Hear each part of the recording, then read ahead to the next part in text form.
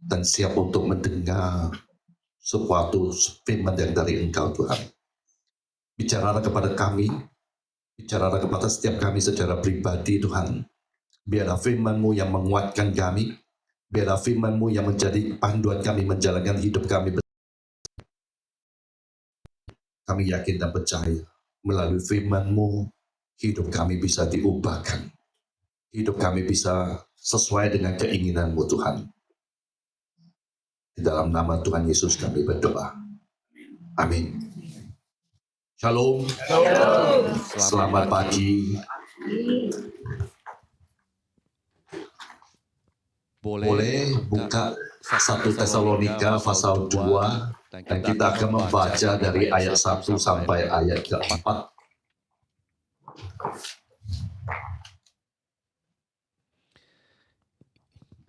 Tema yang diberi kepada saya itu adalah menyenangkanmu, yang diambil dari 1 Tesalonika pasal 2 ayat 1 sampai ayat ke-4. Boleh saya mengundang jemaat di sini untuk bangkit berdiri, kita sama-sama membaca firman Tuhan. Saya akan membaca yang ganjil, jemaat akan membaca yang genap. Oke? Ya. 1 Tesalonika pasal 2 ayat yang pertama. Kamu sendiri pun memang tahu, saudara-saudara, bahwa kedatangan kami di antaramu tidaklah sia-sia. Tapi sesungguhnya seperti kamu tahu, telah dianiaya dan dihina di Filipi. Namun dengan pertolongan anak kita, kami beroleh keberanian untuk memberitakan Injil Allah kepada kamu dalam perjuangan yang berat. Sebab nasihat kami tidak lahir dari kesesatan atau dari maksud yang tidak murni dan juga tidak disertai tipu daya. Sebaliknya, karena Allah telah mengadakan layak untuk mempercayakan Injil kepada kami. Karena itulah kami berbicara, bukan untuk menyukakan manusia, melainkan untuk menyukakan Allah yang menguji hati. Amin. Silakan duduk. Bisa bayangkan sejenak, kalau hari ini saya datang dari kota yang lain dan saya masuk ke sini memberitakan Injil Allah, tapi ada di antara Anda tahu bahwa di kota sebelumnya, di mana kota terakhir saya berada, saya ditangkap dan dimasuk penjara dan saya harus melarikan diri.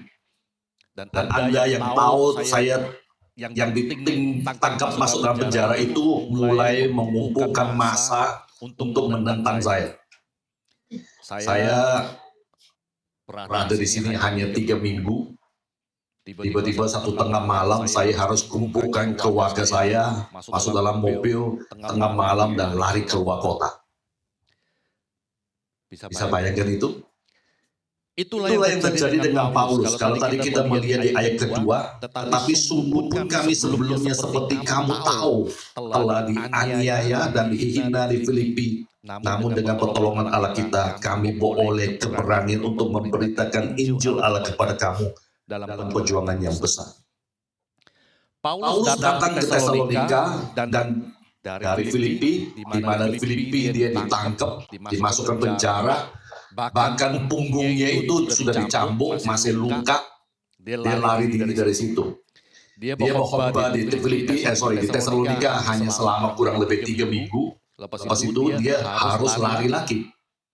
Mereka lari ke Berea. Setelah di Berea beberapa minggu, dia harus melarikan diri lagi dan kali ini menuju ke Athena. Bagi yang suka sejarah, Anda bisa membaca di Kisah Para Rasul pasal 16 sampai 17. Itulah yang terjadi. Nah, disitulah terjadinya gereja Tesalonika. Tapi kalau Anda melihat di ayat pertama, setelah pasal 1, setelah surat pembukanya, Paulus di sini dengan cepat mengatakan, kedatangan kami di antaramu tidak sia-sia. Menurut Anda, mengapa Paulus menulis ini?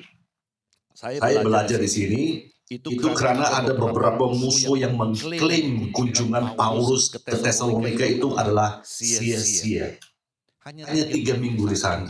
Suatu kegagalan. Tapi kalau kita lihat, waktu itu terjadi, Paulus pasti sangat kecewa. Kalau saya pergi ke satu kota, orang sana tidak suka, saya harus melari diri, tengah malam lari diri, pasti saya juga kecewa. Tapi menurut perspektif Paulus, seiringnya berjalan waktu, Paulus bersikeras bahwa apa yang terjadi di Tesalonika itu bukan satu kegagalan. Coba kita lihat di 2 Tesalonika, ini surat yang kedua ya. 2 Tesalonika pasal 1 ayat 3 dan 4. 2 Tesalonika pasal 1 ayat 3 dan 4. Paulus berkata begini mengenai orang-orang di Tesalonika itu, apa yang terjadi dengan jemaat di Tesalonika itu. Paulus berkata, kami wajib selalu mengucap syukur kepada Allah karena kamu, saudara-saudara, dan memang patutlah demikian, karena imanmu makin bertambah, dan kasihmu seorang akan yang lain makin kuat di antara kamu, sehingga dalam jemaat-jemaat Allah kami sendiri bermegah tentang kamu, karena ketabahanmu dan imanmu dalam segala penganiayaan dan penindasan yang kamu menderita. Lihat, di surat kedua Paulus mengatakan wajib mengucap syukur kepada Allah karena apa? Jemaat di sana itu imannya makin bertambah. Kasih mereka seorang makin kuat, sehingga Paulus bermegah tentang kamu kepada jemaat yang lain. Meskipun di 1 Tesalonika Paulus mengatakan sepertinya sia-sia, tapi jelasnya bukan sia-sia.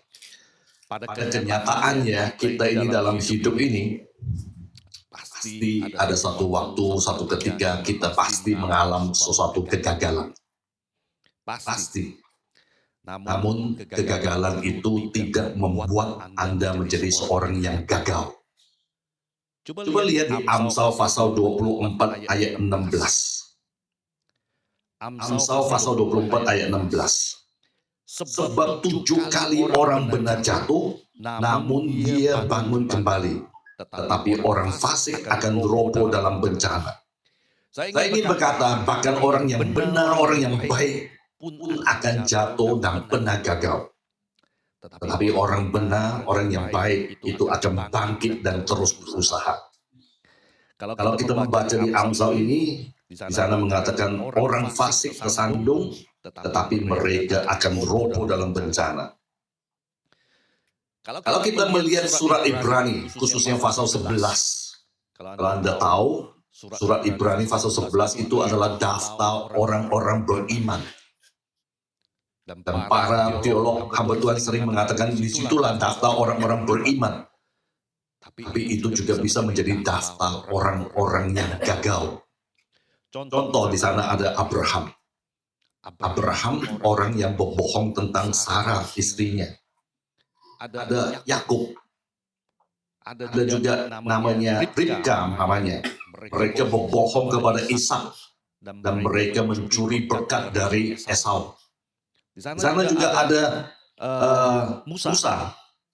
Pasti Anda tahu Musa seorang pria yang membunuh seorang yang lain dan dia gagal masuk ke tanah perjanjian. Yesus juga ada 2 murid yang boleh dikatakan yang mengecewakan dia. Tetapi ada perbedaan yang sangat besar. Yang satu namanya siapa? Petrus mengecewakan, tapi Petrus bertobat. Petrus pernah berkata begini di Matius pasal 26 ayat 3. Petrus berkata begini, biarpun mereka semua tergoncang imannya karena engkau, aku sekali-kali tidak. Tapi kita tahu, Petrus gagal memenuhi janjinya. Dia menyangkal Yesus sebanyak 3 kali. Tapi yang berbedanya adalah Petrus bertobat dan dia dipulihkan. Yang lain namanya Yudas juga mengecewakan, mengkhianati Yesus, tapi dia tidak bertobat, dia tidak kembali. Itulah yang membedakan antara 2 orang ini. John Maxwell, seorang penulis buku tentang leadership, kepemimpinan. John Maxwell berkata begini, gagal bukan berarti saya gagal, itu hanya berarti saya belum berhasil. Gagal tidak berarti saya tidak mencapai apa-apa, itu hanya berarti saya telah belajar sesuatu. Gagal bukan berarti saya bodoh. Itu hanya berarti saya memiliki keberanian untuk mengambil risiko. Gagal tidak berarti Tuhan telah meninggalkan aku. Itu hanya berarti Tuhan punya ide yang lebih baik. Saya hanya mau ingatkan di sini bahwa kegagalan bukan final dan tidak fatal. Tuhan dapat membawa Anda kembali dari kegagalan. Menurut banyak standar, kunjungan Paulus ke Tesalonika itu adalah suatu kegagalan. 3 minggu di sana harus melarikan diri. Dia hanya memberitakan Injil Allah selama 3 minggu, kemudian dia lari. Tapi Paulus adalah contoh yang bagus bagaimana Allah bisa mengubah satu kegagalan menjadi suatu yang berhasil. Orang lain, dan saya rasa orang awam yang lain, kebanyakan mungkin saya juga, akan menyerah memberitakan Injil kalau saya ditangkap, saya dipukuli, dan kemudian harus lari. Tapi Paulus tetap memberitakan Injil. Inilah poin yang pertama, menyenangkan Tuhan. Kita harus memberitakan Injil dimanapun kita berada, lepas apapun persoalan yang kita hadapi. Paulus tetap memberitakan Injil. Mungkin ada jemaat di sini berpikir, untung saya tidak seperti Paulus. Untung saya tidak harus menjadi seorang seperti Paulus. Kalau Anda berpikir, saya tidak harus seperti Paulus, hari ini saya mau membawa berita tidak enak untuk Anda. Setiap orang percaya dituntut seperti Paulus. Bisa buka Matius pasal 28 ayat 19 sampai 20. Saya rasa ini adalah ayat yang cukup terkenal, Anda juga pasti tahu. Ayat ini adalah, pergilah, jadikanlah semua bangsa muridku, dan baptislah mereka dalam nama Bapa dan Anak dan Roh Kudus, dan ajarlah mereka melakukan segala sesuatu yang telah kuperintahkan kepadamu, dan ketahuilah, aku menyertai kamu senantiasa sampai kepada akhir zaman. Ayat ini tidak diberikan hanya kepada hamba Tuhan, pendeta, majelis, tetapi ayat ini yang kita kenal sebagai amanat agung diberi kepada semua orang percaya. Mau tidak mau, suka tidak suka, kita diberi tugas untuk memberitakan Injil Allah. Dan kalau kita tidak melakukan ini, itu merupakan sesuatu kegagalan. Dan itu tidak menyenangkan Allah. Kalau hari ini Anda belum memberitakan Injil, maka Anda perlu seperti Petrus. Meskipun pernah mengecewakan Tuhan, pernah gagal, Anda bisa bertobat dan kembali melakukan sesuatu yang menyenangkan Tuhan. Di sini dengan jelas, pergilah, jadikan semua bangsa muridku. Kita harus pergi dan memberitakan kabar baik kepada orang lain. Memberitakan Injil Allah kepada mereka. Dan baptislah mereka dalam nama Bapa. Ketika seorang percaya, ketika seorang menjadi orang percaya, itu satu dari 3 tahap. Masuk tahap kedua, baptis mereka itu adalah tahap 2 dari 3. Tahap ketiga itu yang susah, itu yang berat. Banyak gereja tidak mau melakukan, yaitu jadikan mereka murid, memuridkan. Ajarlah mereka melakukan sesuatu. Ini sesuatu persoalan yang besar dan sulit, dibutuhkan waktu yang panjang. Tetapi hamba Tuhan yang di sini, kita juga bisa gagal memuridkan orang. Salah satu fungsi gereja yang paling utama adalah memperlengkapi jemaat untuk memberitakan Injil. Memuridkan jemaat untuk memberitakan Injil. Seringkali gereja gagal melakukan itu. Dan itu tidak menyenangkan Tuhan. Yang kedua, saya mau mengatakan formula kegagalan adalah mencoba menyenangkan semua orang. Kalau Anda melihat dalam bacaan kita itu ada banyak orang menentang Paulus. Di Filipi, di Tesalonika, di Beria, banyak orang menentang Paulus. Tetapi Paulus tidak menjadi korban yang menyenangkan semua orang. Kalau Anda membaca di 1 Tesalonika pasal 2 ayat keempat, Paulus berkata begini, sebaliknya karena Allah telah menganggap kami layak untuk mempercayakan Injil kepada kami, karena itulah kami berbicara. Bukan untuk bahasa di sini adalah menyukakan manusia, melainkan untuk menyukakan Allah yang menguji hati kita. Saya mencatat di sini ada seorang editor New York World. Dia pernah membuat satu kata, satu kalimat. Dia adalah seorang yang sangat berhasil. Dia berkata, saya tidak bisa memberi Anda formula untuk sukses. Tetapi saya dapat memberi Anda formula untuk kegagalan. Yaitu coba menyenang semua orang. Kalau Anda menghabiskan hidup Anda untuk mencoba untuk menyenangkan semua orang, Anda tidak akan berhasil. Saya tidak berpikir Anda bisa menyenangkan semua orang. Orang itu berubah-berubah. Bahkan istri saya pun belum tentu saya bisa senangkan selalu setiap waktu. Ada waktu tertentu kesukaannya makan makanan itu. Tapi seiring waktu ketika saya membawa pulang makanan kesukaannya menjadi makanan yang tidak enak karena berubah.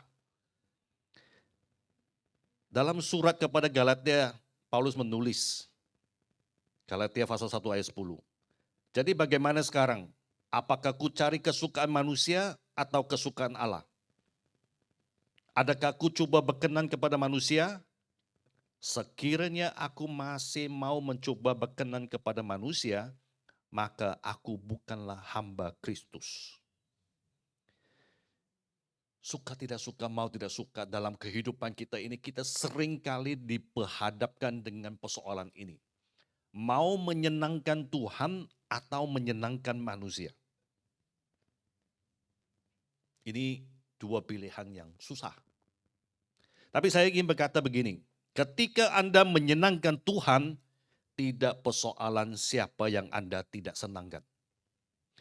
Namun jika Anda tidak menyenangkan Tuhan, siapapun yang Anda senangkan jadi tidak berarti. Sekali lagi saya bacakan ya. Ketika Anda menyenangkan Tuhan, tidak persoalan siapa yang Anda tidak senangkan. Namun jika Anda tidak menyenangkan Tuhan, siapapun yang Anda senangkan jadi tidak berarti. Paulus di sini, kalau Anda membaca di ayat 3, Paulus berkata begini, sebab nasihat kami tidak lahir dari kesesatan atau dari maksud yang tidak murni dan juga tidak disertai tipu daya. Memang kita tidak bisa menyenangkan semua orang. Tidak mungkin.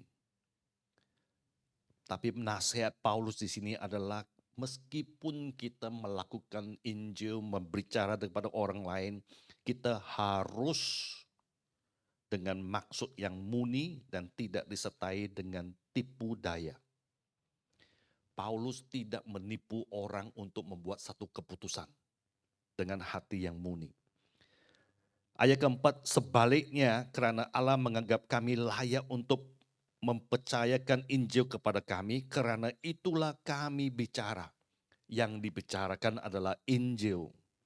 Kalau melayani, kalau masuk dalam pemberitaan Injil, Paulus itu tidak, bahasanya, encekan firman. Salah ya salah, dosa ya dosa. Bukan kompromi untuk menyenangkan orang. Meskipun salah, berkata tidak salah. Tetapi ada banyak gereja yang saya pernah pergi, ada banyak hal yang tidak boleh dibicarakan. Di Jember tidak boleh bicara tentang tembakau, tidak boleh bicara tentang rokok. Ada tempat nggak boleh bicara tentang politik, ini sebentar lagi masuk politik, tahun politik. Katanya gereja tidak boleh berbicara tentang politik. Padahal jemaat itu perlu belajar, perlu tahu tentang politik supaya membuat satu keputusan pilihan yang benar. Ada juga gereja berkata jangan khotbah tentang neraka, itu topik yang sangat-sangat tidak bagus. Meringankan firman, meringankan, mengencehkan kebenaran untuk menyenangkan orang lain. Kalau Anda membaca di ayat 5, Paulus berkata begini, karena kami tidak pernah bermulut manis. Kata bermulut manis itu adalah pujian yang tidak sungguh-sungguh. Nah, dalam pelayanan, tidak mungkin kita bisa menyenangkan semua orang. Tidak mungkin. Tetapi sebenarnya tidak perlu menyenangkan semua orang. Selagi itu adalah pemberitaan firman, iya ya iya, tidak ya tidak, salah ya salah, tidak salah ya tidak salah. Saya di gereja saya sering berkata dalam pelayanan, lakukan demi kebaikan banyak orang, meskipun ada yang tidak setuju. Selagi kita melakukan itu bukan untuk kepentingan pribadi, tapi untuk kebaikan banyak orang, lakukan aja meskipun ada yang protes. Tapi kalau kita melakukan demi kita sendiri, ya meskipun itu menyenangkan banyak orang, itu adalah sesuatu yang salah. Kalau kita melayani untuk menyenangkan semua orang, kita mungkin bisa menyenangkan beberapa orang. Tapi itu sangat mungkin tidak menyenangkan Yesus. Coba kita bayangkan ya, kalau Yesus melayani untuk menyenangkan semua orang, untuk apa dia disalib? Mengapa ada yang mau menyalib dia? Mengapa ada yang mau pakukan dia disalib? Kalau Paulus menginjili untuk menyenangkan semua orang, mengapa dia ditangkap, dipukul, dimasukkan penjara, kapal yang dia naik itu karam, dia harus melarikan diri kalau dia menyenangkan semua orang. Kalau Petrus dan Yohanes khotbah untuk menyenangkan semua orang, mengapa mereka ditangkap dan dicambuk? Jika Stefanus memberitakan Injil untuk menyenangkan semua orang, mengapa dia dilempari batu dan akhirnya mati? Di Indonesia, kalau kita memberitakan Injil, melayani, tidak mungkin kita bisa menyenangkan semua orang. Ada kelompok yang kita tidak bisa mungkin senangkan. Justru karena kita memberitakan Injil, mereka menjadi tidak suka dengan kita. Tetapi kita melakukan seperti apa yang Paulus mengatakan. Bukan untuk menyukakan manusia, tetapi untuk menyukakan atau menyenangkan Tuhan. Persoalan yang kita hadapi itu bukan persoalan yang gampang.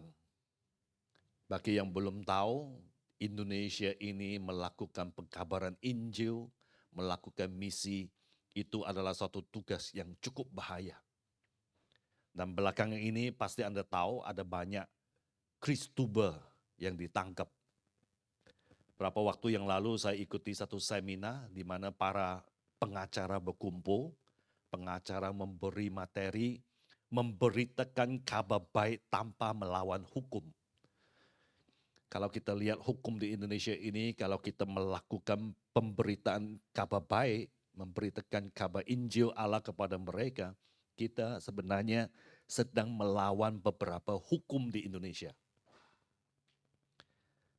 Tetapi di sebalik itu, kalau kita tidak memberitakan Injil Allah kepada orang-orang lain, itu tidak akan menyenangkan Tuhan. Memberitakan kabar baik, memberitakan Injil adalah sesuatu yang menyenangkan Tuhan. Dan seringkali kita sebagai orang percaya, sebagai gereja, gagal melakukan itu. Pemberitaan Injil di Indonesia ini, kalau dilakukan dengan benar, selalu berakhir dengan beberapa bentuk penganiayaan. Selalu berakhir dengan berbagai bentuk kesulitan. Kita memang tidak boleh mencari persoalan. Kita memang tidak boleh mencari penganiayaan. Tapi kita tahu kita hanya perlu setia dan taat kepada firman Allah. Tadi Vika juga menyanyi bukan dengan hati, tapi menurut melakukan firman. Matius pasal 28 itu jelas kita harus melakukan firman Tuhan. Firman itu sudah diberikan kepada kita. Ada firman yang memerintah kita pergi dan menjadikan semua bangsa murid. Mau tidak mau, itu adalah sesuatu yang harus dilakukan untuk menyenangkan Tuhan. Hari ini banyak gereja gagal melakukan itu. Gereja merasa eksklusif. Yang penting kami sudah selamat, kami sudah aman, yang lain bukan prioritas lagi. Justru sebaliknya. Kemarin, sekarang masih ya, Israel berperang dengan Hamas. Banyak orang berkata bangsa Israel adalah bangsa pilihan. Seperti mereka adalah bangsa khususnya Allah. Ada yang berkata, ya Allah pilih kasih, dia pilih bangsa Israel. Tapi ada banyak orang yang salah ngerti bahwa bangsa Israel itu menjadi bangsa pilihan bukan karena Allah pilih kasih. Bisa buka Kejadian pasal 12 ayat 3. Kejadian pasal 12 ayat 3.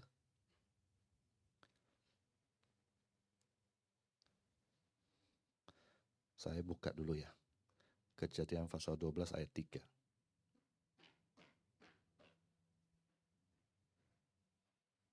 Atau saya baca dari 2 dulu lah. Kejadian pasal 12 ayat 2. Atau 1 lah, supaya ada gambaran. Berfirmanlah Tuhan kepada Abram, pergilah dari negerimu dan dari sanak saudaramu dan dari rumah bapakmu ini ke negeri yang akan kutunjukkan kepadamu. Abram dipanggil untuk pergi. Aku akan membuat engkau menjadi bangsa yang besar dan memberkati engkau serta membuat namamu masyhur dan engkau akan menjadi berkat. Aku akan memberkati orang-orang yang memberkati engkau dan mengutuk orang-orang yang mengutuk engkau, dan olehmu semua kaum di muka bumi akan mendapat berkat. Jadi Abram dipanggil, dipilih untuk menjadi bapak bangsa Israel, bukan supaya dia bisa menikmati berkatnya Tuhan. Tetapi oleh dia, olehmu semua kaum di muka bumi akan mendapat berkat.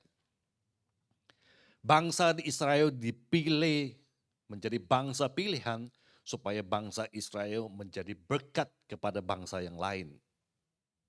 Itulah yang dinamakan bangsa pilihan.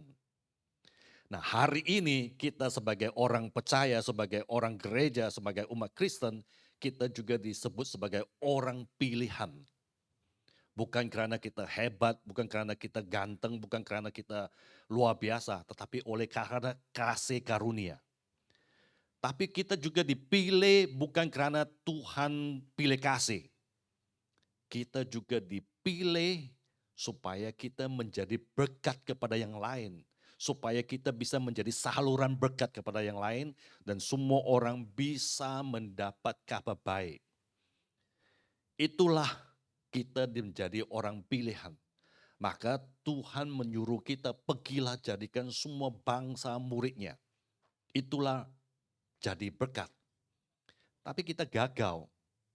Kita tidak melakukan itu. Dan itu tidak menyenangkan Tuhan. Maka hari ini kalau Anda mau menyenangkan Tuhan, jadilah orang yang dipilih Tuhan, yang pergi menjadi saluran berkat kepada yang lain, meskipun itu tidak bisa menyenangkan semua orang. Orang senang, orang tidak senang itu bukan bahagian kita. Bahagian kita adalah dengar dan laksanakan firman Tuhan. Itulah yang menyenangkan Tuhan. Jangan kita menjadi gagal seperti bangsa Israel. Kita perlu menjadi orang pilihan yang sudah diselamatkan, dipilih untuk menjadi saluran berkat kepada orang-orang yang belum mengenal kabar baik. Kalau Anda mau melakukan firman Tuhan dengan menyenangkan Tuhan, maka lakukanlah ini. Jangan menjadi orang yang gagal, jangan menjadi Yudas yang mengecewakan Tuhan tetapi tidak bertobat. jadilah seperti Petrus, meskipun pernah gagal, pernah mengecewakan, tetapi dia bertobat. Inilah yang akan menyenangkan Tuhan. Dengan jelas Paulus berkata, apa yang dia lakukan itu bukan untuk menyenangkan manusia, tetapi untuk menyenangkan Tuhan. Untuk para hamba Tuhan, majelis, orang yang sudah belajar, jangan jadi yang gagal memperlengkapi jemaat. Jangan jadi yang gagal memuridkan jemaat. Pelengkapi jemaat, memuridkan jemaat, sehingga mereka semakin diperlengkapi, semakin dikuatkan untuk memberitakan kabar baik, memberitakan Injil Allah. Itu yang perlu kita lakukan. Amin. Mari kita berdoa.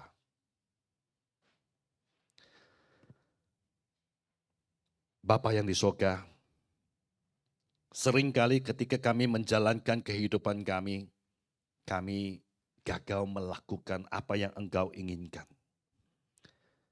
Pagi hari ini kami belajar, kami sadar ketika kami gagal melakukan apa yang Engkau inginkan, kami tidak sedang menyenangkan Engkau Tuhan. Bapa, pagi hari ini kami datang ke hadirat-Mu. Kami perlu pertolongan dari Engkau, kami perlu kekuatan dari Engkau, supaya kami ini bisa bangkit dari kegagalan kami untuk melaksanakan firman-Mu Tuhan. Berikan kami kemampuan, berikan kami kekuatan, bahkan berikan kami kesanggupan untuk melakukan semua firman yang Engkau perintahkan kepada setiap kami. Hari ini kami belajar salah satu yang paling utama, setiap orang percaya harus pergi melaksanakan amanat agung. Jadikan semua bangsa muridnya, memberitakan Injil Allah. Bapa, kadang-kadang dalam kekhawatiran kami, dalam ketakutan kami tidak berani untuk pergi melakukan itu. Tetapi hari ini kami tahu, kami belajar, itu adalah perintah dari Engkau. Maka kami perlu lakukan itu. Dan kami juga belajar di dalam itu ada janji bahwa Engkau akan menyertai kami. Pagi hari ini kami klaim, Bapa, sertailah kami ketika kami pergi memberitakan Injil Engkau. Ketika kami pergi memberitakan kabar baik kepada yang lain. Sertailah kami Tuhan. Inilah doa kami Tuhan. Biarlah Roh Kudus yang menyempurnakan doa kami. Dalam nama Tuhan Yesus kami berdoa.